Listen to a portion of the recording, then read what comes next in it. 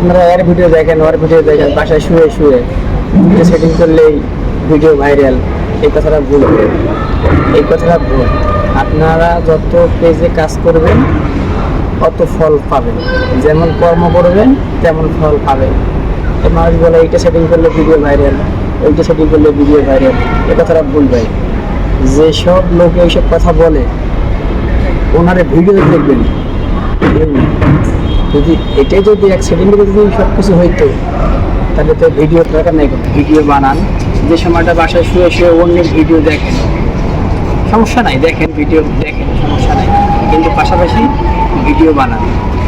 যত ভিডিও আপনি আপলোড দেবেন অত আপনার ভালো হবে, পেজের জন্য ভালো হবে, লোকজনে আপনার চিনবে।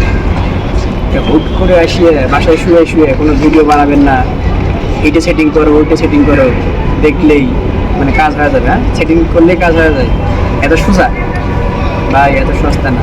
এইসব ফালতু ফালতু ভিডিও না দেখে পেজে কাজ করেন, ভিডিও বানান, আপনার পেজের জন্য ভালো।